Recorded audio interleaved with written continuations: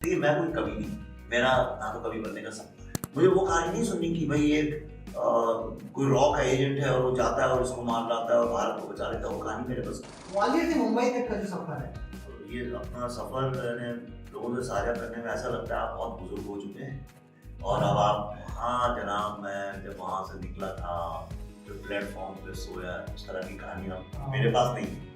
अब पेट पीठ मिलकर एक कूड़ा चलता लाठी टेक लगभग मुझे ऐसा अंदाज है, मेरे फिगर्स गलत हो सकते हैं, मुझे लगता है 60 से 70% जो शहर में रहने वाले लोग वो सिर्फ शहर को मेंटेन करने के लिए है।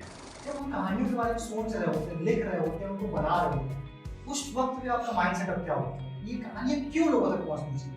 देखिए लिखते वक्त तो मुझे टाइम नहीं लगता, मैं तो पूरी फिल्म की स्क्रिप्ट 5-6 दिन में लिख देता हूँ। तो मैंने शुरू के बहुत सारे साल तो बम्बई में सिर्फ सड़कों पे चल चल के बिताए। हमने देखा कि पिछले 1-2 साल से आपकी फिल्म को लेकर जितनी नेगेटिव और पॉजिटिव बातें आपके ऊपर की गई हैं, मुझे नहीं लगता कि इससे ज्यादा किसी पे हुई होंगी ऐसी बात। ये है क्या?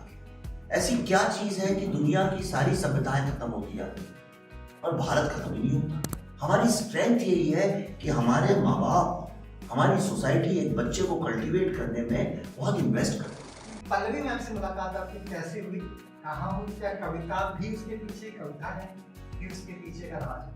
कविता नहीं होगी तो इश्क भी नहीं हो सकता और इश्क को तो बिना कविता के बता भी नहीं सकते। तो ये मेरा कोई सपना फिल्म मेकर बनने का था कभी भी नहीं। नदी क्रॉस कराने के लिए सबसे अच्छा पतवार है स्टूडेंट। कविता क्या है?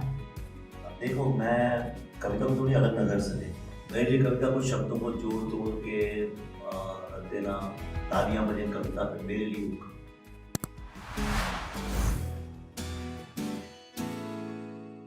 बहुत बहुत स्वागत है आपका कविशाला में।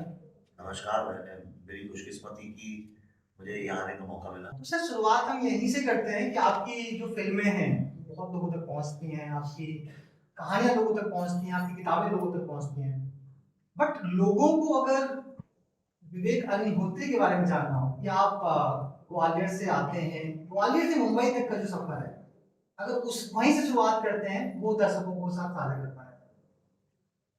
ये अपना सफर मैंने लोगों से साझा करने में ऐसा लगता है आप बहुत बुजुर्ग हो चुके हैं और अब आप हाँ जनाब मैं जब वहाँ से निकला था फिर प्लेटफॉर्म पे सोया उस तरह की कहानियाँ मेरे पास नहीं है।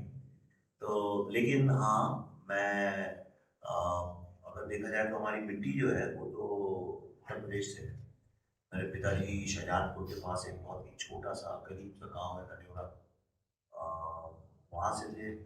मेरी जो माँ है इटावा कानपुर के पास एक जगह आप जानते हो कानपुर, तो वहाँ से थी और काफ़ी ज़िंदगी बीती है उत्तर प्रदेश में कानपुर में। तो एक यानी वो जड़ तो मैं कभी छोड़ता नहीं हूँ अपनी, बहुत सीखा भी उत्तर प्रदेश से। और मैं पैदा हुआ ग्वालियर में, मेरे पिताजी संस्कृत के प्रोफेसर थे, तो ग्वालियर में पैदा हुआ, भोपाल में रहा, जबलपुर में रहा, फिर दिल्ली आया और फिर अमेरिका भी गया पढ़ने, हार्वर्ड में पढ़ा, फिर वापस दिल्ली आया, दिल्ली में एडवर्टाइजिंग में नौकरी की और उसके बाद फिर बॉम्बे गया फिल्में एड फिल्म्स बनाने के लिए और करते करते टीवी चालू हो गया, टीवी से फीचर फिल्म्स हो गई, दुनिया भर की चीज़ें हो गई।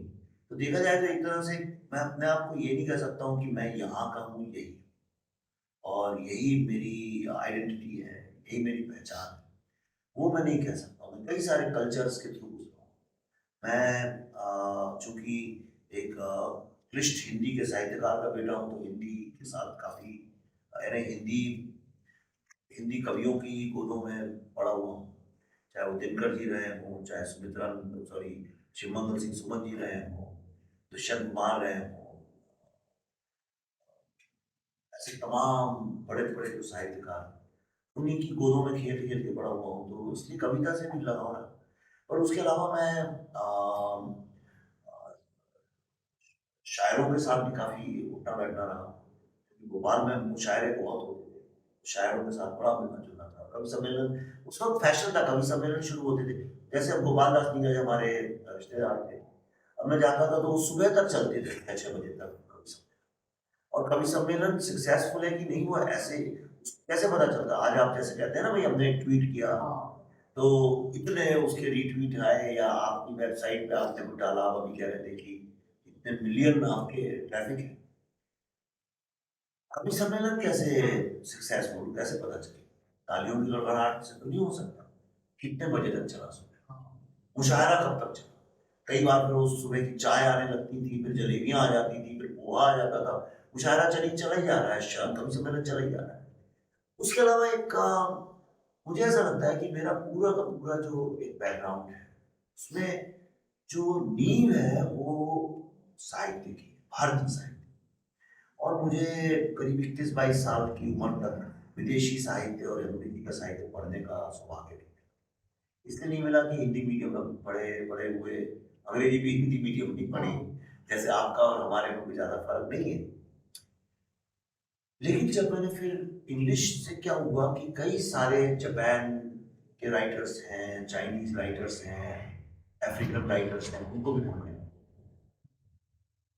और इसलिए मैं अपने आप को क्रॉस कल्चर कि आप अगर बोले ये है तो मैं कहूँगा ये भी सही है, वो है तो वो भी सही है। ट्विटर वगैरह पर, सोशल मीडिया पर लोग आपको पहचान नहीं पाते, क्योंकि वहाँ पे मजबूरन आपको एक दिशा में चलना होता है।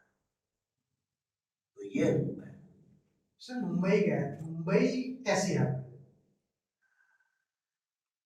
आप पता नहीं, मैं बीच में पहले जब इतनी मारा मारी नहीं थी मेरे नाम को लेकर ट्विटर में, तो मैं बहुत एक श्रृंखला में मैंने बहुत कविताएं डाली शहर करके। ये मुंबई अगर छोटी छोटी है भी, शायद कहीं पड़ी है अभी मेरे नोट्स में, वो तो आपको बता भी नहीं पाऊंगा, पर शहर के।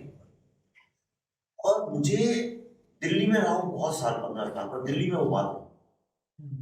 मैंने देखा बंबई जो शहर है वो एक आज के समाज का इतना बड़ा रिफ्लेक्शन है, आईना है। लगभग मुझे ऐसा अंदाज है, मेरे फिगर्स गलत हो सकते हैं, मुझे लगता है 60 से 70% जो शहर में रहने वाले लोग, वो सिर्फ शहर को मेंटेन करने के लिए है कि शहर चलता रहे। दूसरा, हर रोज वहां पे हजारों की तादाद में स्टेशन पे लोग कुछ दिमाग में सपने लिए हुए, कुछ अरमान लिए हुए, कुछ भविष्य का नक्शा लिए हुए, कुछ लोग घर से भागे हुए, कुछ लोग बस एक शहर के जंजाल में खोने के लिए तमाम तमाम अलग रीजन से वहां पे आते हैं। तो एक रफ फिगर ऐसी मान लेते हैं, चलिए 10,000 लोग आते हैं। ऐसा नहीं हर रोज 10,000 बढ़ रहे हैं, वो कहीं वापस भी चले जाते हैं। तो मैं भी जब मुंबई शहर में उतरा, तो मेरे दिमाग में जो सबसे पहला थॉट आया, मैंने जो हुजूम देखा लोग।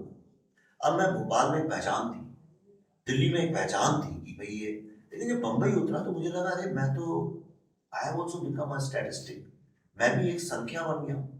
और अभी अगर मैं मर जाऊं तो एक और आदमी खत्म हो गया यहाँ। और अगर मैं कुछ भी नहीं करूं तो किसी को फर्क भी नहीं पड़ता है, और मैं कुछ करूं तो भी किसी को फर्क नहीं पड़ता है। तो मैंने शुरू के बहुत सारे साल तो बंबई में सिर्फ सड़कों पे चल चल के बिताए, क्योंकि थोड़ी आर्थिक समस्या ये थी कि एक नई चीज के लिए गए थे, एड फिल्म्स के साथ स्ट्रगल कर रहा था, तो कुछ करने को भी नहीं था, पैसे ऐसे थे नहीं कुछ। तो बस सुबह से शाम तक जो एक, मैं नहीं, ऐसी लाखों लाखों लोगों से बात करें वो यही बोलेंगे, कोई ऐसा नहीं है उसको मैं आप चाहे तो शायराना अंदाज में बोल सकता हूँ, मैं बोलना नहीं चाहता हूँ, मुझे लगता है वो गलत है। जो फिल्म इंडस्ट्री के कई लोग कहते हैं ना, जनाब हम साहब पेशावर से आए, फिर स्टेशन पे सोए और चने खा के दिन गुजारा, मैंने भी सब किया, सब लोग करते हैं, कोई बहुत बड़ी बात नहीं है। और उस वक्त जब करते हैं उस उम्र में तो गलत भी नहीं लगता है, पता भी नहीं चलता कब कर गए, कोई ऐसी बात नहीं है। पर हाँ, मुझे आज भी याद है कि मैं सड़कों पे घूमते घूमते, बस कुछ करने को ही नहीं है। और आदमी इस बड़े शहर में जितना अकेला होता है, जितनी ज्यादा भीड़ में जाता है उतना अकेला होता है। लेकिन उस अकेलेपन ने मुझे एक जीवन का, विश्व का, लोगों की मानसिकता के बारे में समझने का काफी बड़ा एक अवसर भी दिया। और मुझे ये समझ में आया कि ये जो शहर है, इस शहर में कोई भावना नहीं, इस शहर का जो कहते हैं लोग एक सपना, कोई सपना नहीं है, इस शहर का कोई अरमान नहीं है, ये बिल्कुल गलत है। आप जब, कोई आदमी वेंटिलेटर पे मर रहा है तो आपके पास कोई ऑप्शन ही नहीं है आशा के कि थोड़ा और जी जाए। लेकिन स्थिति बड़ी खराब है। जो भूखा आदमी है, निराला ने लिखा है, सूर्यकांत त्रिपाठी निराला ने, पेट पीठ मिलकर एक, बूढ़ा चलता लाठी टेक। वो स्थिति अगर जब आपकी है तो आपके आगे ड्रीम देखने के अलावा कोई ऑप्शन भी नहीं है। एक शहर की सक्सेस तब है जब लोग ड्रीम देखना बंद कर दें। और फिर हम खुशहाल है किस बात का ड्रीम देखें। छोटा शहर है भोपाल, भोपाल में कोई ड्रीम ही नहीं देखता। जैसा था आज से 30 साल पहले वैसे ही अब थोड़े मकान और बन गए हैं। कानपुर में कोई ड्रीम ही नहीं देखता है। वो पान खा के थूकते हुए मस्ती में बात करते हुए लोग प्रसन्न हैं। मैं ये प्रसन्नता को आप ये नहीं समझिए कि बड़ा मकान है, बंगला है, गाड़ी है इसलिए प्रसन्न है, बस है। बंबई में अगर किसी से आप ये पूछें कि क्या भाई तुम संतुष्ट हो, नहीं। प्रसन्न हो, नहीं। जहाँ जाना चाहते थे वहीं जा रहे हो क्या? तो लोगों को ये भी नहीं पता कहाँ जाना चाह रहे हैं, क्यों जाना चाह रहे हैं और वो क्या रहा है उनके साथ। सुबह होती है, शाम होती है, जिंदगी यही तमाम होती है, ये हाल है। लेकिन मैंने उसका फायदा ये उठाया कि इतने अलग कल्चर के लोग, अलग अलग, हर आदमी तनाव में जीता हुआ, भागता हुआ, एक समुंदर की लहरें क्यों उठ रही हैं, क्यों गिर रही हैं, उनको पता ही नहीं है, बस उठ रही हैं और गिर रही हैं, जो अनजान आदमी। लेकिन जब फिलोसॉफिकली और एक शायर की नजर से उसी समुंदर को देखने लगो, तो आप उन्हीं लहरों को एक अलग मीनिंग दे सकते हो, जीवन के बारे में सीख सकते हो। तो अब तो मेरे लिए बम्बई छोड़ना बड़ा असंभव है। इसलिए अगर मैं बम्बई जब भी छोड़ देता हूँ तो मैं बहुत ज्यादा स्पिरिचुअल होने लगता हूँ। और जब आदमी स्पिरिचुअल हो जाता है तो रोजी रोटी नहीं कमा सकता। तो मैं भी गोवा में था 20 दिन, तो जरूरत से ज्यादा स्पिरिचुअल हो गया। अगर कोई मेरी टाइमलाइन फॉलो करे तो उसे समझ में आ जाएगा, अच्छा अभी विवेक स्पिरिचुअल है। पर जैसे ही मैं शहर में आता हूँ तो अंदर का जो द्वंद है ना, वो द्वंद को वो शहर निकालता है, और वो द्वंद के बिना मैं जीवित भी नहीं रह सकता। अच्छा, मुझे लगता है कि कारण और है। मैं आपसे जानना चाहूंगा कि पल्लवी मैम से मुलाकात आपकी कैसे हुई, कहाँ हुई, क्या कविता भी उसके पीछे कविता है, भी उसके पीछे का राज है? तो कविता नहीं होगी तो इश्क भी नहीं हो सकता, और इश्क को तो बिना कविता के बता भी नहीं सकते। तो जो कहते हैं ना, इश्क में हर आदमी कवि हो जाता है, शायर हो जाता है। नहीं तो अब ये मुलाकात तो होनी ही थी, उससे तो टाला नहीं जा सकता था, तो इसलिए हो ही गई वो तो। लेकिन मैं अ, मुंबई में एड फिल्म्स बना रहा था, और पल्लवी उस वक्त में टेलीविजन करती थी। और एड फिल्म्स वालों को कुछ ऐसा उस वक्त थोड़ा इंग्लिश स्पीकिंग टाइप की थी एडवर्टाइजिंग, आज जैसी नहीं है कि हिंदी बोलने वाले ज़्यादा हावी हैं। तब अंग्रेजी बोलने वाले थोड़े Doon school, Doon college, Doon school के, और स्टीफेंस के, और इस तरह के थोड़े cool high fly elite type के लोग करते थे। तो मैं भी सीख गया था, जवान लड़का था। तो मुझे भी ऐसा लगने लगा था कि ये जो लोग टीवी और फिल्म करते हैं इनमें क्लास नहीं है, इनको आर्ट नहीं पता ये सब। और वो ज़माना भी देखिए, अगर आप देखें लेट 90s का, अर्ली 2000 का, तो वो सारा गोविंदा और मिठुन चक्रवर्ती टाइप की फिल्मों का था। गोविंदा टाइप का अगली कपड़े, पीला लाल नीला, और अजीब से वो सरकारी लोकटिया टाइप के गाने, और हीरोइनें भी उस तरह की एक्टिंग करती थी, सब्जेक्ट्स भी वही अजीब अजीब से थे। तो एक चिप होता है शोल्डर पे ना, जिसको अंग्रेजी में चिप ऑन योर शोल्डर, तो वो था हमारा भी। तो मेरी जो प्रोडक्शन देखती थी वो पल्लवी की बहुत जिगरी दोस्त थी बचपन की, और वो मेरे साथ भी उसका काफी काम ही करते थे साथ में। तो कई बार उसने बोला कि, अब मैं चूंकि अकेला रहता था, मुंबई से दिल्ली से आया था मुंबई में, तो उसको भी लगता था कि मैं अकेला हूँ। तो कई बार उसने बोला कि चलो चलो पल्लवी के साथ डिनर पे जा रहे हैं, या पल्लवी के घर में पार्टी आ जाओ। ये क्या पहुंच जाएगा यार। तो 2-3 साल तो वैसे टाला। एक दो बार तो ऐसा हुआ, एक बार तो ऐसा भी हुआ कि न्यू ईयर्स का प्रोग्राम पल्लवी के यहाँ टेरेस पे पार्टी आ गई थी। तो उसने कहा चलो, तो मैं तंग आके मैंने कहा चलो चलिए चलते ही हैं। मैं वहाँ पहुंचा भी, और आप यकीन नहीं करेंगे कि मैं लिफ्ट में ऊपर तक गया, 7वें 8वें माले पे हुआ। और जब वो लिफ्ट से गए, मैंने यार मैं नहीं आऊंगा यार, मेरे को ये सब लोग जमते नहीं है, मैं पीछे चला आया अपना। पर होनी को कब तक टाल सकता है?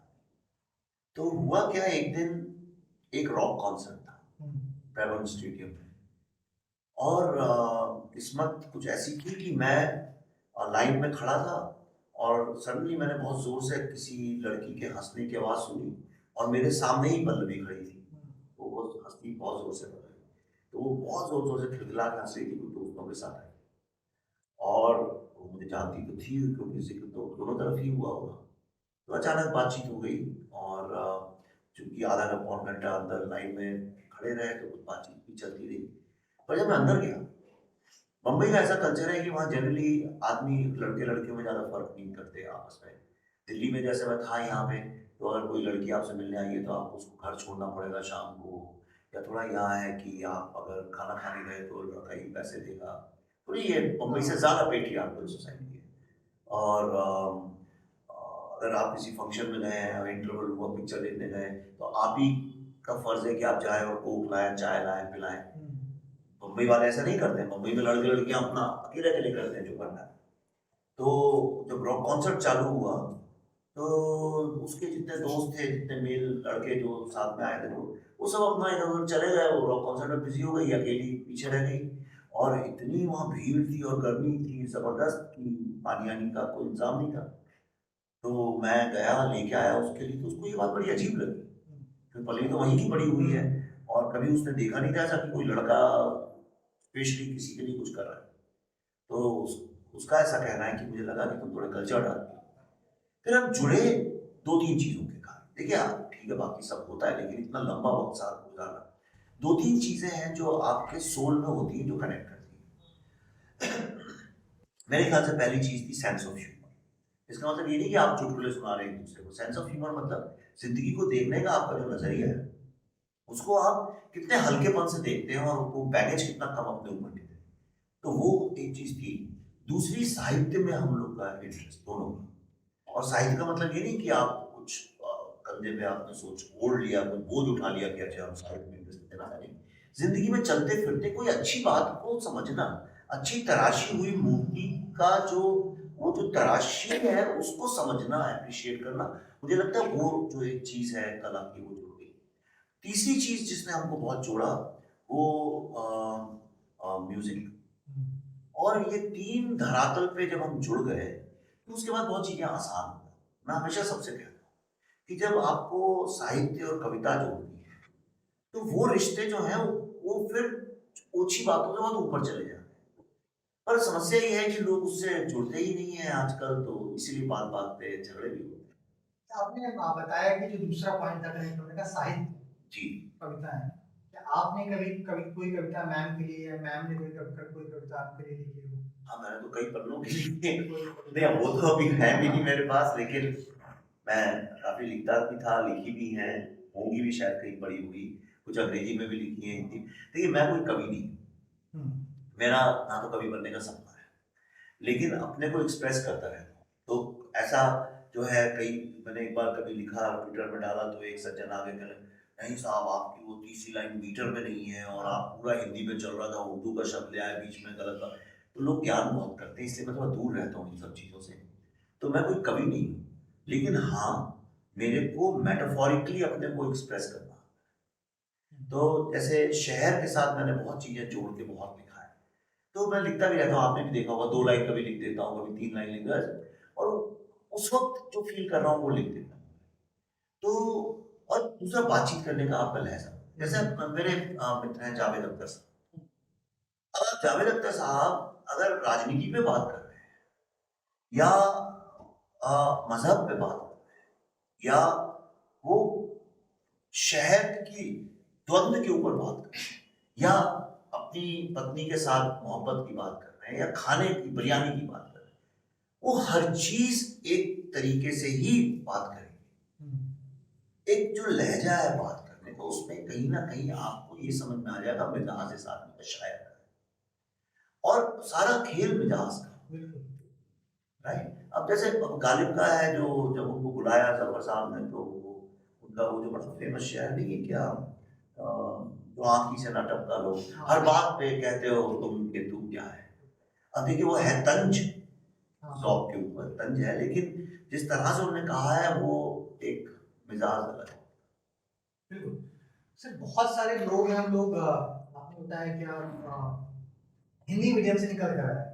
आज की ज़िंदगी में बहुत बड़ी दुविधा है, इवन अब तो थोड़ा अच्छा लग रहा है कि हिंदी बहुत उठ रही है। एक सपना देखना, आप ऐसी जगह से आए, हिंदी मीडियम से आए और उसमें बहुत सारी ऐसी चीज़ें थी कि उसके बाद आप मुंबई जाकर आपने जो भी सपना आपने पाल रखा था उसको उसको फ़ॉलो किया, कुछ बनाया।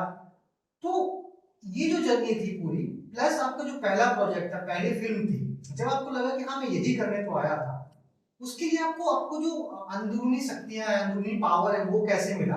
और इस सब के लिए आपने अपने आप खुद को रेडी कैसे रखा? देखिए मेरा कोई सपना फ़िल्म मेकर बनने का था नहीं, कभी भी नहीं था। ईमानदारी से हुँ, कभी नहीं। मैं तो साइंस पढ़ी, उसके बाद मैंने इकोनॉमिक्स पढ़ी, उसके बाद मैंने एडवर्टाइज़िंग पढ़ी, तो एकदम विपरीत है सब। और मैं एडवर्टाइज़िंग में था और बहुत अच्छा सक्सेसफुल भी था। तो लेकिन अचानक क्या हुआ कि ये कुछ टीवी में सुभाष जी के यहाँ जी में उस वक़्त नया-नया था सब। तो उन्होंने बोला कि कुछ टेक्निकली साउंड लोग चाहिए, एडवर्टाइज़िंग वाले टेक्निकली साउंड थे, तो मैंने उनके लिए कुछ बनाया। एक टेलीफ़िल्म बनाई, उस टेलीफ़िल्म को किसी ने देखा लंदन में, तो उन्होंने कहा हमको यही बनानी है, तो वो लोग जुड़ गए उस चक्कर में। और वो फ़िल्म बनी पहली चॉकलेट। हुँ, उस समय मैं कई बार बोल चुका हूँ, उस ज़माने का दौर कुछ ऐसा था कि एक्टर लोग जो थे वो बिना कोई फ़ॉरेन की फ़िल्म देखे, हॉलीवुड फ़िल्म देखे साइन नहीं करते। तो उस चक्कर में चॉकलेट हो गई, फिर गोल हो गई, फिर तीसरी फ़िल्म हो गई और मुझे पता ही नहीं चला कब मैं एडवर्टाइज़िंग से शिफ्ट कर गया और मैं दोनों चीज़ें साथ-साथ कर रहा था, एड फ़िल्म्स भी कर रहा था साथ। फिर एक वक़्त आया करीब 2009 के 8 या 9 के आस-पास। मैंने कहा नहीं मैं ये करने नहीं आया। हर समय इस प्रेशर में कि आप वो कहानी बताएँ, वो फ़िल्म बनाएँ जो लोग देखना चाहते हैं हुँ, और ये तो बहुत चलेगी। ये जो बहुत चलेगी का जो सिस्टम है, इसने मुझे ऐसा लगता है इंसान के अंदर का जो एक करेज है, अंदर का जो प्रतिभा है, जो एक अंदर का साहस है उसको खत्म कर दिया। आज आपको बड़ी मुश्किल से ऐसे लोग मिलेंगे जो कि अपनी बात के लिए दुनिया से लड़ने के लिए तैयार हैं। हुँ, और अगर आप अपनी बात के लिए लड़ने के लिए तैयार नहीं तो आप साहित्यकार नहीं। फिर आप झुनझुना लेकर बैठे हुए हैं और आप लोगों को आकर्षित कर रहे हैं। ऐसा मेरी पर्सनल मेरी निजी अ, व्यक्तिगत विचार है, मैं ये नहीं कह रहा हूँ यही सत्य है। तो एक वक़्त आया जब मैंने कहा कि मैं कोई ऐसा ऐड तो नहीं छपा था कहीं ऐसा विज्ञापन कि आइए बम्बई में आके फ़िल्में बनाइए, ऐसा तो कुछ नहीं था। मैं तो अपनी मर्ज़ी से आया था बम्बई और मैं बहता गया और फ़िल्में हो गई। लेकिन कुछ ऐसी चीज़ें हैं जो जिनको मुझे ऐसा लगता है कि जो मैं महसूस करता हूँ और जिस तरह से उसको मैं समझता हूँ, उस तरह से शायद दूसरा व्यक्ति नहीं समझता। ये मेरा पॉइंट ऑफ व्यू क्या है? हुँ, मेरा इंटरप्रिटेशन क्या है? मेरा उसको देखने का नज़रिया क्या है? और अगर मैं अपने आप देखिए कमर्शियल फ़िल्म में क्या होता है आप लोगों को इम्प्रेस करते हैं कि अरे देखो बड़ी अच्छी लोकेशन है, बहुत सेक्सी हीरोइन है और गज़ब का एक्शन है, आओ देखो। जो लोग देखना चाहते हैं और लोग क्या चाहते हैं हमेशा हल्का-फुल्का सेंसेशन। ये इंसान की नीयत है। आपको गॉसिप क्या हो रहा है? अगर यहाँ पे 10 लोग खड़े हों तो आप कहेंगे अच्छा अंदर क्या चल रहा है? अगर बाहर से कोई निकलेगा, बिल्कुल। उसने देखा ये सब लोग यहाँ बैठे हुए हैं 10 लोग, तो पक्का वो बाहर वाले से कहेगा अच्छा कुछ चल रहा है क्या? अंदर और झाँक के देखना चाहेगा। हाँ, ये इंसान की नीयत है। तो आप क्या उस व्यक्ति के लिए अपना क्रिएटिविटी कर रहे हैं? या आपने कहा नहीं, ये चीज़ मैंने देखी है और ये मेरे लिए बहुत ज़रूरी है कि ये मैं समाज तक लेके जाऊँ इस बात को। अब उसमें समस्या ये है समाज तक आप अपनी भाव ले जाना चाहते हैं, तो आपको कोई और पैसे क्यों दे आपके काम के लिए? हुँ, आप खुद करिए, अपना कुआँ खुद खोजिए, अपना पानी खुद निकालिए आप उसमें से। करेक्ट? तो अब ये समस्या खड़ी हो गई। तो फिर मैंने स्टूडेंट्स को पकड़ा क्योंकि वही एक गरीबी में कहते हैं ना नदी क्रॉस कराने के लिए सबसे अच्छा औजार है पतवार है स्टूडेंट। क्योंकि उसके अंदर वही जोश और एंथुसियाज्म होता है। और हम लोगों ने बहुत ही सस्ते बजट में फ़िल्म बनाई, बुद्धा ट्रैफिक जैम। क्योंकि वो बात मैं लोगों तक पहुँचाना चाहता था। अब वो 6 साल अटकी रही। ऐसी नौबत आ गई कि घर वापस चलो, भोपाल चलो, वहाँ जाके कुछ करो, पढ़ा लो, कुछ नहीं होगा तो किसी प्राइवेट कॉलेज में नौकरी-वोकरी मिल ही जाएगी, कुछ तो पढ़ा ही सकते हैं। बिल्कुल ये नौबत आ गई। पर तब मुझे एक चीज़ दिमाग में आई कि ये मैं अपने को फ़िल्म मेकर के झांसे में काहे को बेवकूफ़ बना रहा हूँ। अगर मैंने कैमरे में एक चीज़ शूट की है, तो वो थिएटर में ही रिलीज़ हो, ऐसा कौन-सी किताब में लिखा है? हुँ, ये कौन-सा नियम है? मैंने एक फ़िल्म बनाई है, तो आपके यहाँ आ सकता हूँ, आपके ऑफ़िस के 10 लोग बैठे हैं, उनको भी दिखा सकता हूँ। और गली-गली घूमते-घूमते, चौराहे-चौराहे जा-जा के 10-10 लोगों को दिखा सकता हूँ। और फ़िल्म का मकसद ये था, एक बात कहनी थी जो उन तक पहुँचे और अगर वो 100-200 लोगों को जो दिखा रहा हूँ, उनमें से 2-3 लोगों को भी समझ में आ गई बात, तो आपका सफल हो गया। तो मैंने कहा मैं कौन हूँ? मैंने कहा मैं कहानीकार हूँ। मैं स्टोरी टेलर। हम्म, ये दुनिया में सिर्फ कहानियां चल रही हैं, हर चीज, ये डेमोक्रेसी, ये साइंस, ये ईश्वर, ईश्वर है या नहीं, ये सब कहानी है। ये डेमोक्रेसी क्या चीज है, पकड़ के दिखाए कोई? हम तुमसे प्यार करते हैं, दिखाओ पकड़ के जरा उस चीज को। अगर आप ये कहते हैं कि भाई ईश्वर दिखाओ, मुझे ईश्वर नहीं है, दिखाओ, तुम नहीं दिखाओगे तो हम नहीं मानते, तो मैं कहता हूँ डेमोक्रेसी पकड़ के दिखाओ। कहाँ है डेमोक्रेसी, दिखाओ। आप 99% चीजों में इसलिए विश्वास करते हैं जो है नहीं, एक दो चीजें आती हैं उसमें आपको, तो जो आपको सूट करता है विश्वास, सब कहानियां हैं। हम दुनिया को कहानियों के ही थ्रू समझते हैं। अगर आपके माँ बाप आपको बचपन में कहानियां ना सुनाए तो आप विश्व को समझ ही नहीं पाएंगे, जीवन को समझ ही नहीं पाएंगे, सब कुछ कहानी। और एक पुण्य वाला व्यक्ति और एक पापी दोनों बैठ के बस कहानियां ही सुना रहे हैं। आप आधी कहानी यहां से उठा लेते, आधी वहां से उठा लेते। गांधी और गोडसे दोनों कहानियां ही है, राम और रावण कहानियां ही है। जो अतीक मारे गए वो और सदगुरु दोनों कहानियां ही हैं, क्योंकि आपके जीवन में उनका क्या रिश्ता है, कहानियां हैं। तो मैंने कहा कि अगर हम कहानी सुनानी है तो वो कई माध्यमों से सुनाई जा सकती है। और फिर मैंने अपने को खोल दिया। मैंने, चाहे वो कविता हो, चाहे लॉन्ग ऐसे हो, चाहे न्यूज़पेपर में आर्टिकल हो, चाहे भाषण हो, मैं बहुत देता हूँ भाषण हो, फिल्म हो, डॉक्यूमेंट्री हो, कुछ भी। मैंने कोई, हमारे यहाँ कोई वो डिस्क्रिमिनेशन नहीं, कहानी सुनो। और वो कहानी सुनाओ जो सिर्फ तुम सुना सकते हो, दूसरा सुना सकता है तो मत सुनाओ। अगर तुम लाल बहादुर शास्त्री की डेथ की कहानी सिर्फ तुम ही सुना सकते हो उस तरीके से तो सुनाओ, नहीं तो मत सुनाओ। मुझे वो कहानी नहीं सुननी कि भाई एक कोई रॉ का एजेंट है और वो जाता है और इसको मार लाता है और भारत को बचा लेता है। वो कहानी मेरे बस की। दो दोस्त हैं, उनमें दोस्ती है, झगड़ा हो गया लड़की को लेकर, फिर जुड़ गई, कहानी मेरे बस की नहीं। इसको सुनाने वाले लाखों लोग हैं। मैं वही कहानी सुनाऊंगा जो मुझे विश्वास है सिर्फ मैं ही सुना सकता हूँ, और अभी तक तो मैं वैसा करता ही रहा। नहीं बिल्कुल। और मतलब मैं ये भी आपसे जानना चाह रहा हूँ कि ऐसे वक्त पे जब पूरा बॉलीवुड, हॉलीवुड से, साउथ से, इधर उधर से मूवीज की स्क्रिप्ट उठा के उनको रिक्रिएट कर रहा है, दोबारा से बना रहा है। ऐसे टाइम पे आपने कहानियों की बात की, तो विशेष कहानियां आपके द्वारा लोगों तक पहुंची हैं। जब उन कहानियों के बारे में सोच रहे होते हैं, लिख रहे होते हैं, उनको बना रहे होते हैं, उस वक्त पे आपका माइंड सेटअप क्या होता है? ये कहानियां क्यों लोगों तक पहुंचनी चाहिए? देखिए, लिखते वक्त तो मुझे टाइम नहीं लगता। मैं तो पूरी फिल्म की स्क्रिप्ट 5-6 दिन में लिख देता हूँ। उसमें जाता हूँ, अपने को लॉक करता हूँ, 5-6-7 दिन में मैक्सिमम लिख देता हूँ। कहानी लिखना प्रैक्टिकल में टाइम नहीं लगता, फिर उसको लिखने में बहुत साल जाते हैं वहां तक पहुंच। तो अब जैसे मैं आपसे बात कर रहा हूँ तो मैं समझ रहा हूँ कि आप क्या पूछ रहे हैं, क्यों पूछ रहे हैं। मैं जब बोल रहा हूँ तो खुद अंदर की परतें कुछ ऐसी हैं जो शायद मुझे ही नहीं पता निकल रही हो। समाज को देख रहा हूँ, कई चीजें बोल नहीं पा, कई चीजें महसूस कर रहा हूँ, क्या चल रहा है इस दुनिया में, क्या सही है क्या गलत है, उस पर विचार चलता रहता है, देखता रहता हूँ। जैसे भी मैं आ रहा था यहाँ, मैंने कहा कि आज़ादी के बाद से हम लोगों ने जैसे कंपटीशन आपस में कर ली है पूरे भारत में कि कितनी बदसूरत बिल्डिंग्स हम बना सकते हैं। अब तुमने बनाई, अच्छा गुड़गांव में गंदी, तो आओ बेटा हम पूना में इससे भी गंदी बना दें। तो हम लोगों ने जैसे कंपटीशन किया, ये मेरे को विचार आया। ओके, अब ये विचार कहाँ तक जाता है उसको मैं पकने देता हूँ दिमाग में। अगर विचार में ताकत नहीं है तो अपने आप थोड़े दिन में मर जाता है, और उसमें ताकत है तो वो जीवित रहता है और अंदर से कुरेदता रहता है, परेशान करता रहता है, सोते जागते उठते बातचीत करते हुए कहीं ना कहीं दिमाग में चलता है। और ये कैसे पता चलता है मुझे, अब मैं ट्रेड सीक्रेट बता रहा हूँ। कैसे पता चलता है कि आप 4 लोग के साथ बैठे हैं और बात चल रही है समझिए आईपीएल के बारे में, और थोड़ी देर में या तो आप बोर हो गए और उठ के चले गए वहां से, या आप धीरे धीरे बात को घुमा के वहां ले आए जो आपके दिमाग में द्वंद्व चल रहा है।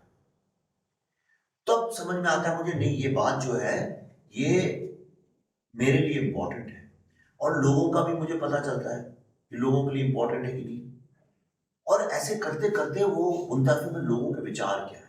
आप ट्विटर वगैरह में देखिए, मैं कई बार बहुत सवाल ऐसे ही डाल देता हूँ। मैंने कुछ दिन पहले लिखा, व्हाट इज सिन, पाप क्या है।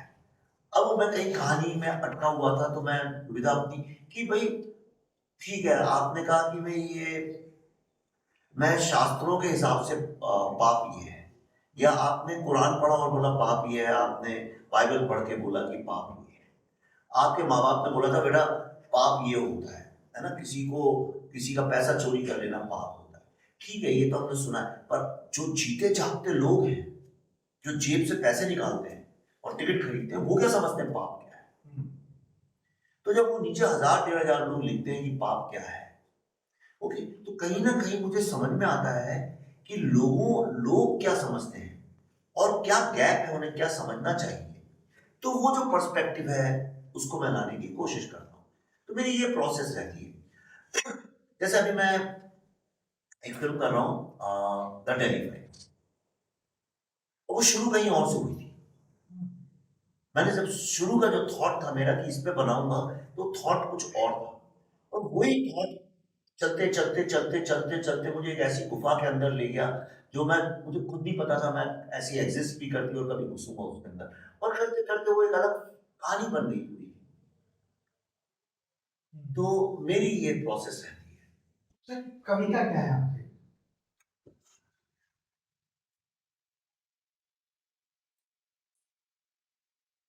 देखो मैं कविता को भी अलग नजर से देखता हूँ। मेरे लिए कविता कुछ शब्दों को जोड़ तोड़ के रख देना वो कविता नहीं। तालियां बजे कविता पे, मेरे लिए वो कविता। मेरे लिए कविता वो है जो जीवन के एक ऐसे पहलू की तरफ मुझे ले जाए जो मैंने महसूस किया है लेकिन उसे व्यक्त नहीं कर सकता। मुझे लगता है ये कविता का अर्थ है, कविता का पर्पस है। आपके समझ लीजिए आप ही के दिमाग में तरह तरह के गांव बसे हुए हैं और आप सिर्फ 4 या 5 गांव से ही परिचित हैं। गांव आपके अंदर है और आपका गांव कौन सा है ये भी आपको नहीं पता। आप किस मिट्टी के हैं, कौन सा गांव की मिट्टी आपकी, आपको नहीं पता। लेकिन कविता वो एक ट्रेन की तरह है जो आपको वहां ले जाके खड़ा कर देती है। इसीलिए आप देखिए कविता और शायरी जिसको कहते हैं उससे इंसान सबसे पहले जुड़ता है जब उसे इश्क होता है, पहला तभी जुड़ता है। आप जितनी भी 16-17 साल के बच्चे लड़के लड़कियों की अगर डायरीज अगर आप देखें तो पीछे के पन्नों में जैसी ऊटपटांग शायरियां लिखी। आदमी अपने को नेचुरली कम से कम शब्दों में व्यक्त, और वो प्रतिभा, वो जो चीज है मेरे ख्याल से वो कई कविता बनती है। और कविता को यूं देखिए कि सागर के समुद्र के साथ जोड़ा जा सकता। समुद्र क्या है, कविता की भी 3 स्टेजेस है। अगर आप देखिए कविता क्या है तो सागर से किसी पूछिए समुद्र क्या है तो बोलेगा कि भाई समुद्र है रेत का किनारा, वहां से बैठो और एक बहुत बड़ा कोई एक पानी का वो है, आप उसको देख रहे हैं। जो आदमी बाहर बैठा हुआ है उसके लिए क्या है, उसके लिए एक छाता लगा है, बीच में वो बैठा हुआ है और उस नज़र से देख रहा है। वो कवि सम्मेलन में बैठा हुआ है, लोग कविताएं पढ़ रहे हैं, उसको देख रहा है। तो थोड़ा सा जब कविता को जानना शुरू करता है तो वो लहरों की तरह हो जाता है। तमाम कविताएं हैं जो उठ रही हैं, गिर रही हैं, टूट रही हैं, बन रही हैं।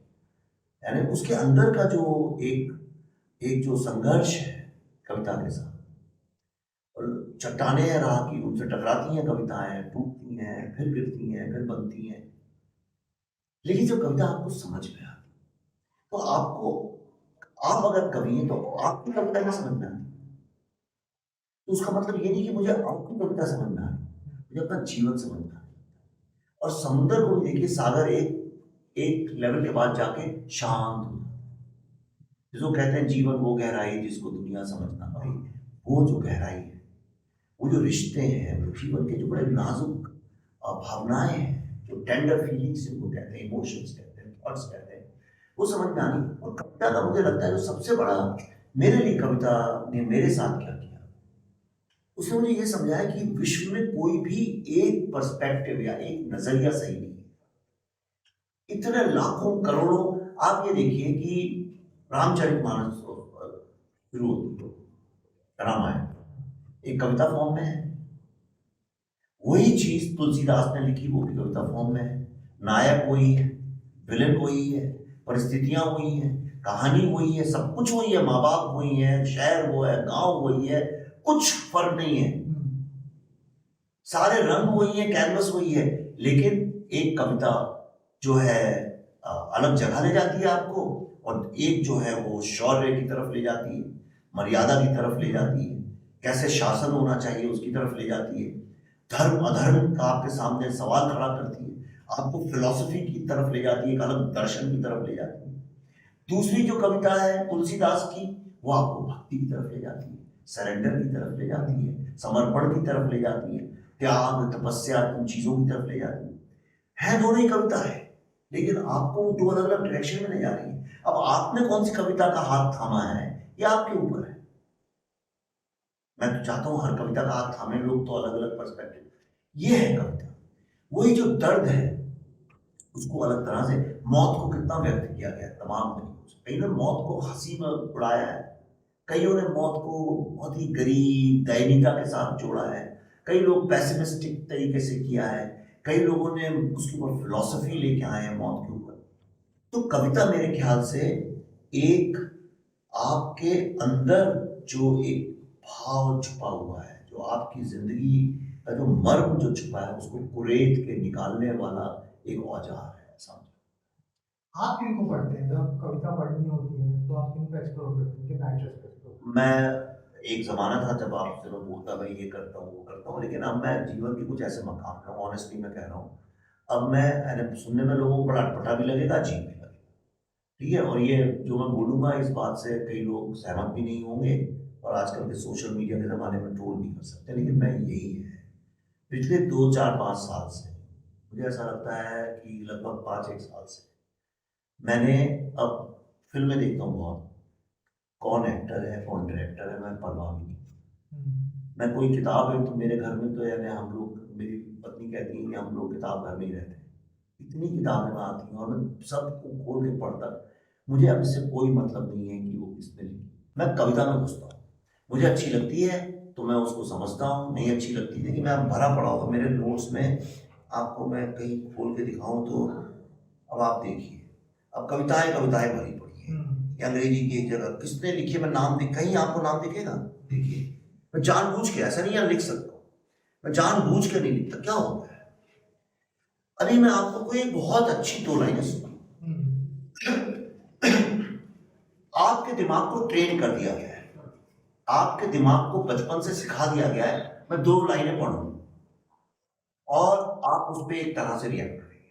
और मैं पढ़ने के पहले आपसे ये बोलूं, अब मैं आपको देखिए रामधारी सिंह दिनकर की 2 पंक्तियां सुना रहा हूं, आपका रिएक्शन चेंज हो जाएगा।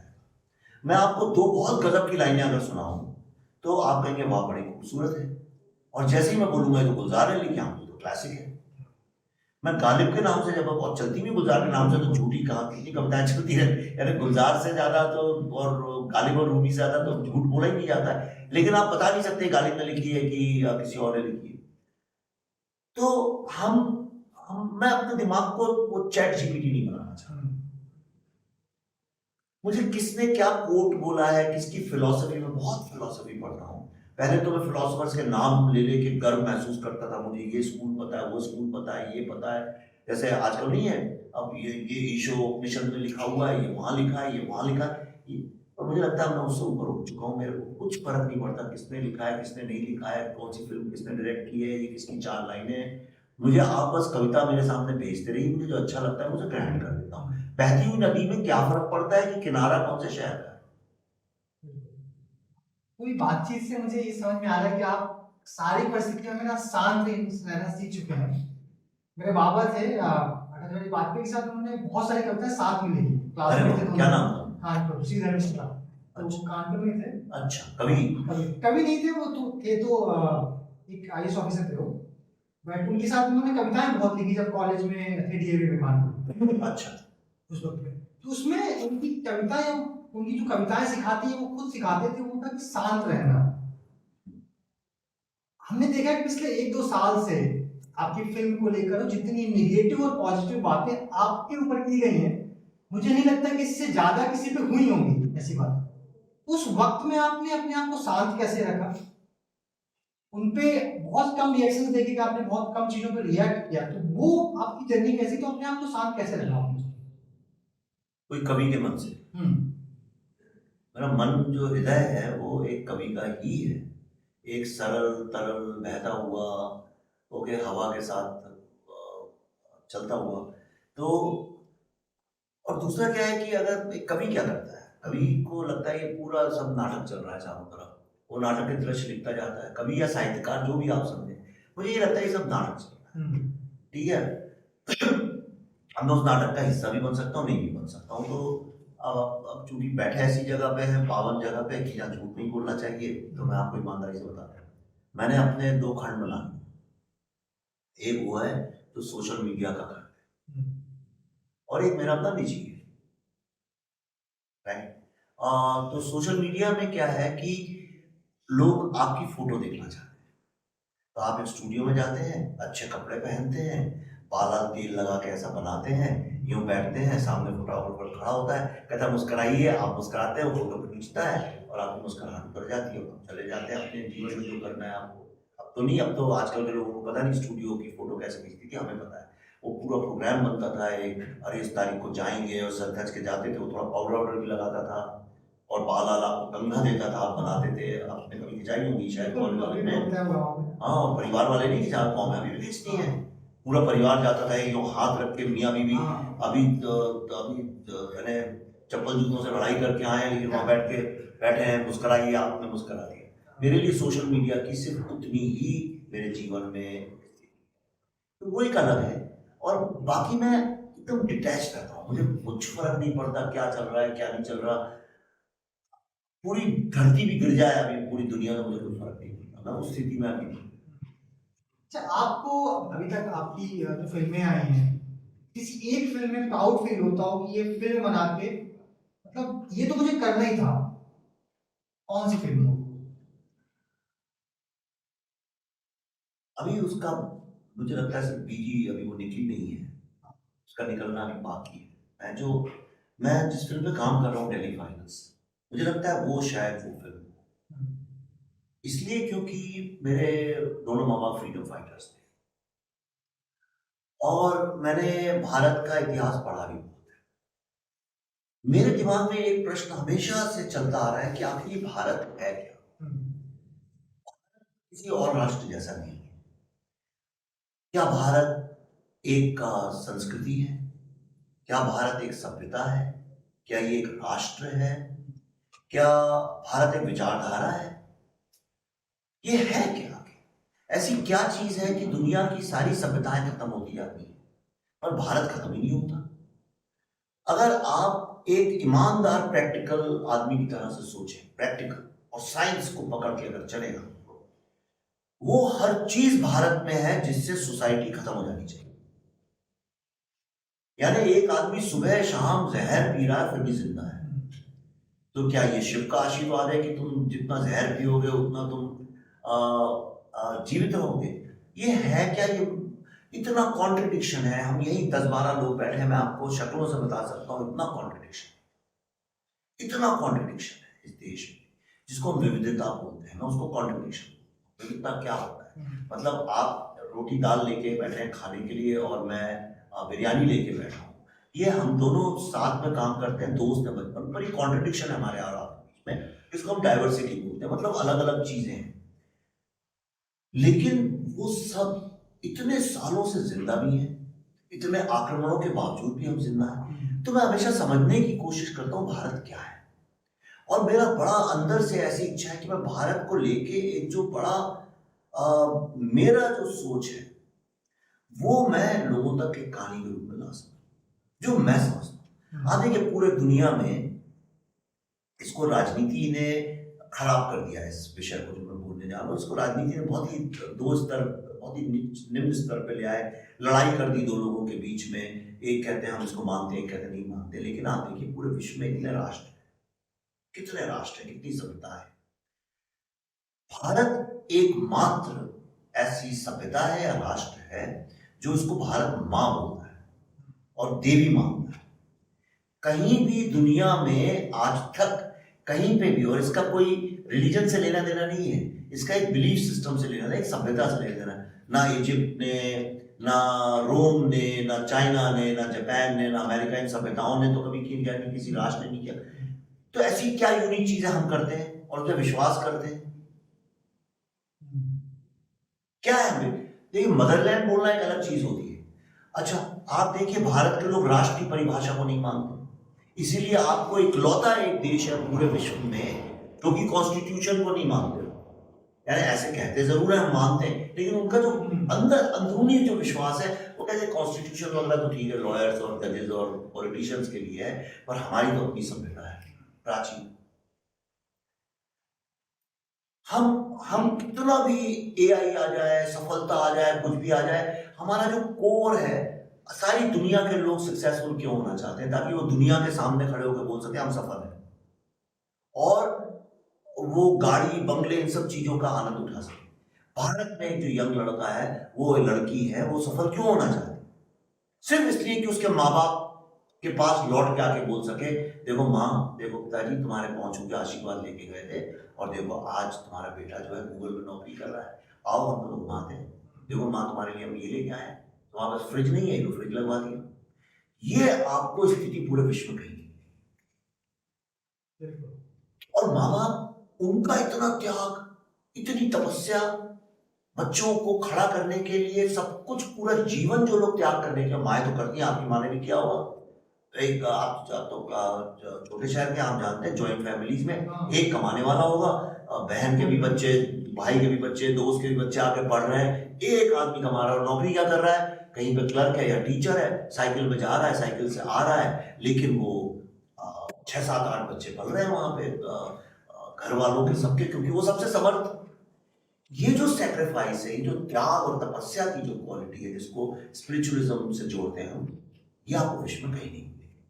तो मेरे अंदर, अगर आप कहें आप ऐसी क्या चीज है जो आपको खलबला रही है अंदर से, वो आप कश्मीर फाइल्स के भी लास्ट 10 15 मिनट में आपने वो लड़का जो बोलता है उसमें झलक मिली होगी, वो मेरे अंदर का ही द्वंद है। मैं एक्सप्लेन करना चाह रहा था आखिर कश्मीर है क्या, और वही शायद डेली फाइल से मैं कर पाऊं कि आखिर भारत है क्या।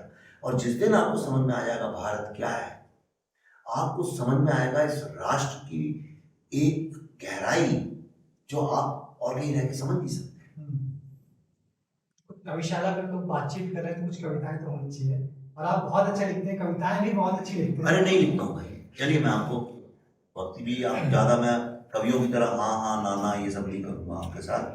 मैं कोई सोच के नहीं आया, मैं आपको जो मैं चलते फिरते गाड़ी में या अभी आपके यहाँ से निकलते हुए या बाथरूम में खड़े हुए लिखता हूँ, वो सुनाना चाहता हूँ। इसलिए क्योंकि जो क्राफ्ट के साथ कविताएं लिखी होती हैं उनको क्राफ्ट के साथ सुनाना पड़ता है। धुंध में लिप्त है शहर, आकाश दिखता नहीं, सूरज निकल गए बादल पर कोई किला नहीं।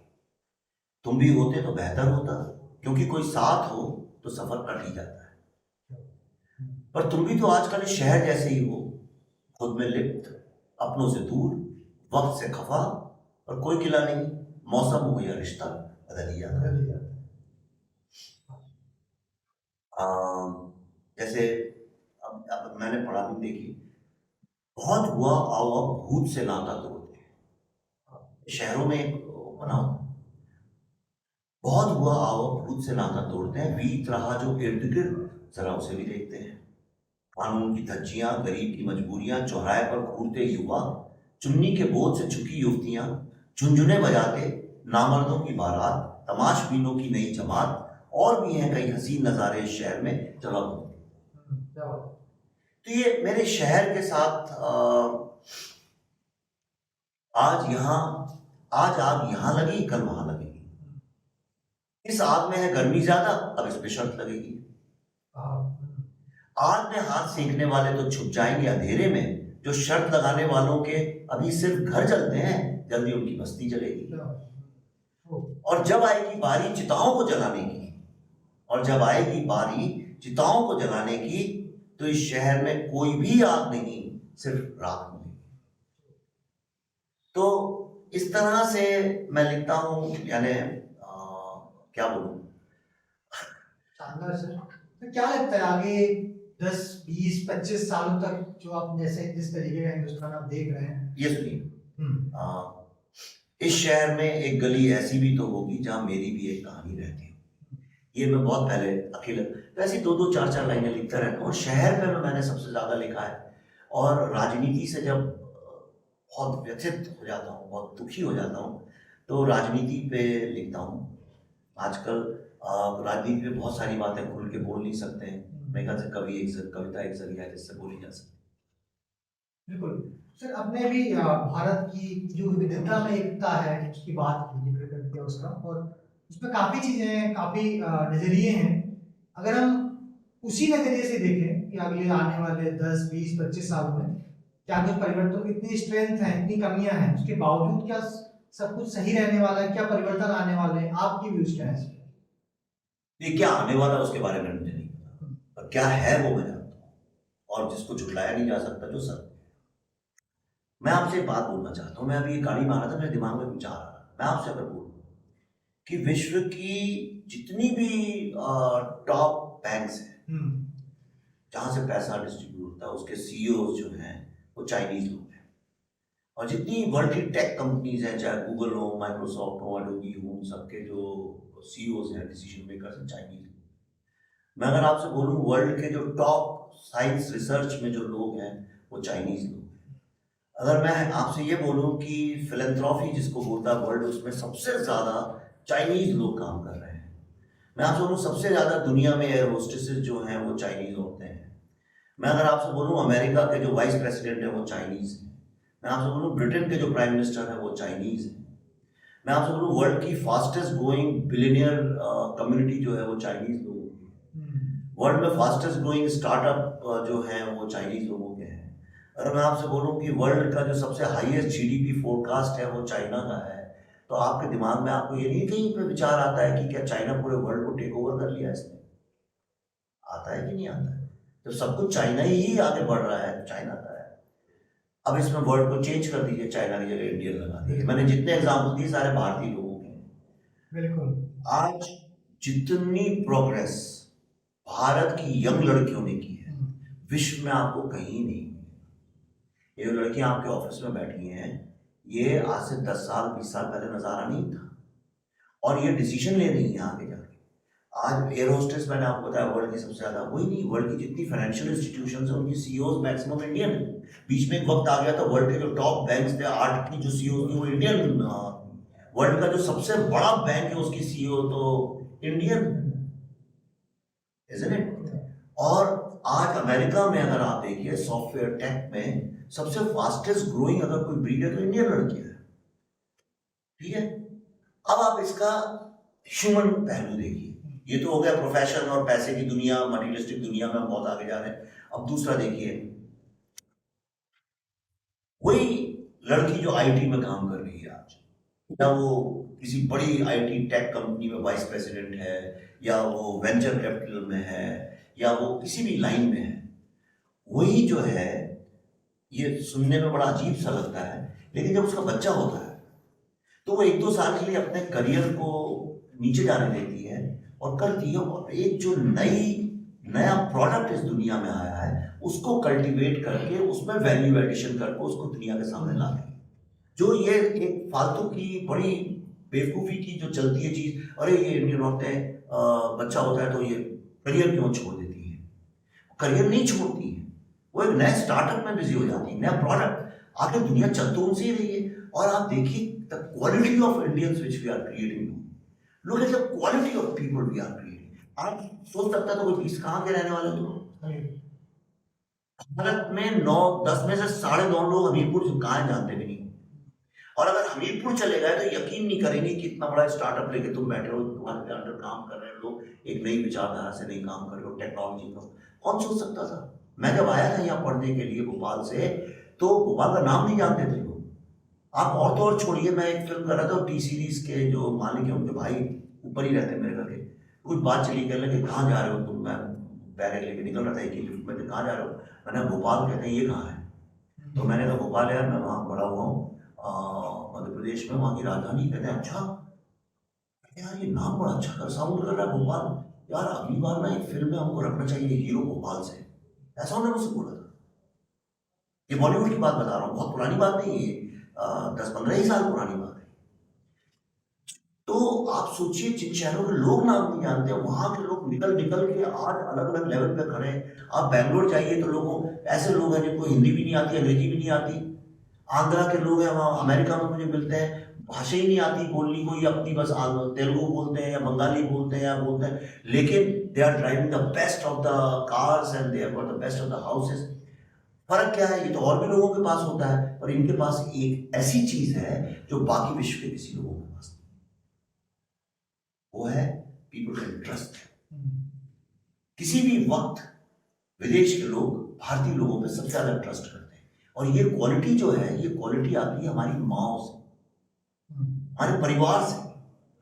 तो जो जो जो ये मॉडर्न फेमिनिज्म में हम बुराई करते हैं औरतों की, अरे शादी के बाद इनने थोड़ा पैक कर लिया, ये कर लिया, और सब बताते ना तुम्हें काम करते रहना चाहिए, जैसे वो कैसे दुनिया में होता है, वो गलत है। हमारी स्ट्रेंथ यही है कि हमारे माँ बाप, हमारी सोसाइटी एक बच्चे को कल्टीवेट करने में बहुत इन्वेस्ट करती है, और मुझे ये बहुत अच्छी बात है। इंशाल्लाह के लिए आप क्या कहेंगे? मैं देखो, मैं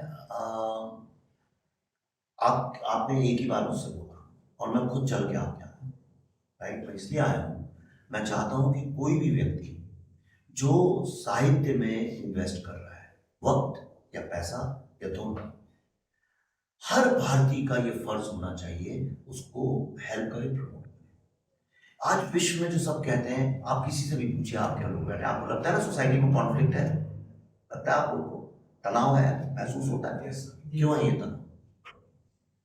क्योंकि एक सोसाइटी का, एक समाज की आत्मा जो है वो साहित्य में बनती है, आर्ट एंड कल्चर। एक भाई जानवर और हमें क्या फर्क है? आप बताइए क्या फर्क है? जानवर भी तो बातचीत करते हैं आपस में एक दूसरे से, उनका भी कोई भगवान जैसा होगा, हमें नहीं पता है, वो भी मानते होंगे कुछ चीजें, उनके भी कुछ कस्टम्स हैं, रिचुअल्स हैं, बिल्कुल है। आप जानवरों का जब पानी बरसता है, जानवर एक तरह से क्यों व्यवहार करते हैं, उनका कल्चर है। मोर का कल्चर है पंख फैलाना, हम नाच डांस करते हैं, ये डांस वो डांस। क्या वो एक चीज है जो हमें अलग करती है? कहानी, सिर्फ कहानी। और वो कहानियां चाहे शायरी के मार्फत आए, चाहे वो प्रोज में आए, चाहे वो फिल्मों के उससे आए, चाहे कथावाचकों के उससे आए, या किसी भी तरह से आए, पर वो कहानियां आनी चाहिए, और वही कहानियां समाज को जिंदा रखती। आज हम लोग जो एक परिवार का सिस्टम बना हुआ है, डिस्पाइट एवरीथिंग, इतने मटेरियलिज्म के बावजूद जुड़े हुए हैं, वो इन कहानियों की वजह से, क्योंकि हमारी दादियां, नानियां, माँ बाप एक जुड़ने की कहानियां सुनाती हैं, टूटने की नहीं। और जो हम कहते हैं हर चीज भगवान भरोसे हो रही, वो भी कोई गलत बात नहीं। इतना पूछ रहे कि वो चलना कि सब कुछ मैं कर रहा हूँ, किसी पे तो छोड़ो कि हाँ तुम भी हो, तुम्हारे कारण गलत हो रहा है। तो मेरे ख्याल से ये कहानियां जो है, जो साहित्य है, वो एक सोसाइटी का, एक समाज का हृदय है, उसकी आत्मा है, और उस आत्मा को जिंदा रखने के लिए जो भी करना पड़े मैं करने के लिए तैयार हूँ। तो आपने जो कविशाला के लिए जो किया है, बहुत अच्छा किया है। बस मेरा ये है कि ईश्वर करे तुम पे ईश्वर का आशीर्वाद बना रहे, मैं कुछ भी कर सकता हूँ अपनी तरफ से करूँगा, और अगर मैं 4 और लोगों को जोड़ सकूँ। पर बस एक उसमें ये देखना कि बहुत कठिन है आज की तारीख में थोड़ा प्योरिटी को मेंटेन करना। इतना प्रेशर है नंबर्स का, नंबर्स भी बहुत आवश्यक है, पर नंबर्स में क्या होता है कई बार कि जैसे मैं उतरा था 10,000 लोगों के बीच में, एक संख्या बन गया था, तो बस ये गलती मत करना कि तुम भी एक दिन नंबर गेम में संख्या बन जाओ। तो जब तक उस संख्या का नाम है कविशाला, तब तक मैं तुम्हारे साथ हूँ। जिस दिन तुम नंबर बन जाओगे, उस दिन भगवान भरोसे। बिल्कुल सर, बहुत बहुत धन्यवाद। और इन 2 लोगों को आपको सजेस्ट करना हो कि हमें बुलाना चाहिए, साहित्य से हो सकते हैं, तो मैं बिल्कुल बोलूंगा आपको बुलाना चाहिए। आप एक काम करिए, आप रूमी जाफरी साहब को बुलाइए।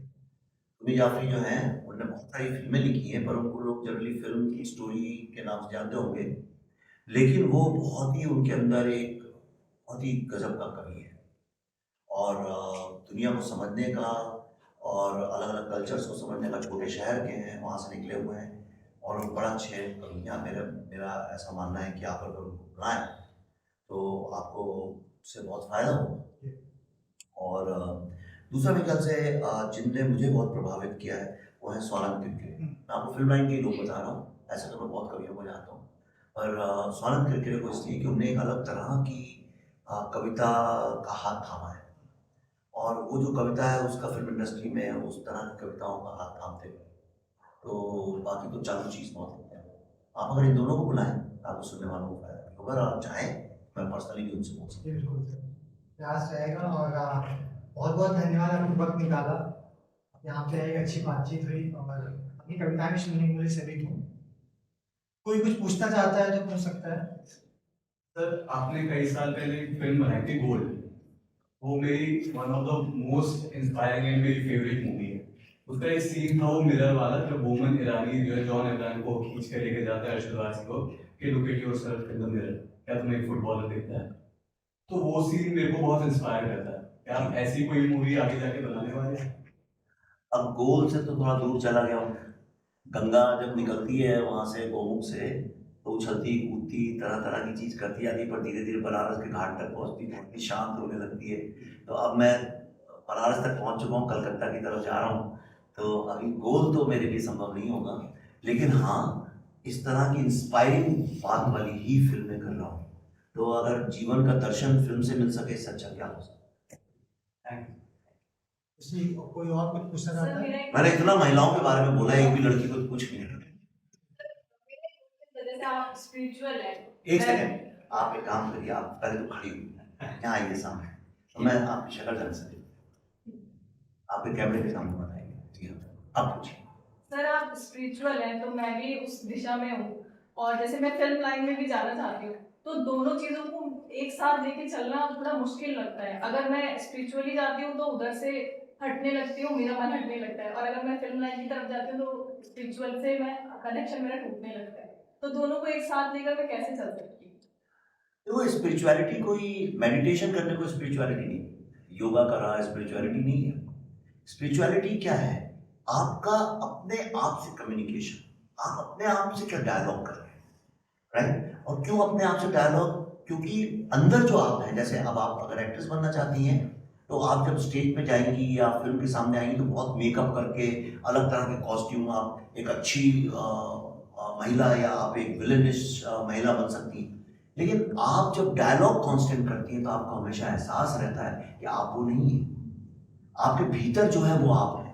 तो उस भीतर को जब आप पकड़ के चलते हैं, वो आपका नॉर्थ स्टार बन जाता है। नॉर्थ स्टार मतलब आपका गाइडिंग फोर्स लाइफ का बन जाता है, तो आपको दिक्कत नहीं होती। अक्सर गलती क्या होती है कि कई बार हम लोग, जैसे बहुत सारे लोगों को मैंने देखा है 2-3 साल में, कि वो रील्स बनाते हैं। मेरे दोस्त हैं, कई लड़कियां मैं जानता हूँ, उनको बनाते बनाते बनाते बनाते और उस तरह के कपड़े पहनने में तो उनको कहीं विश्वास हो गया वही यही है।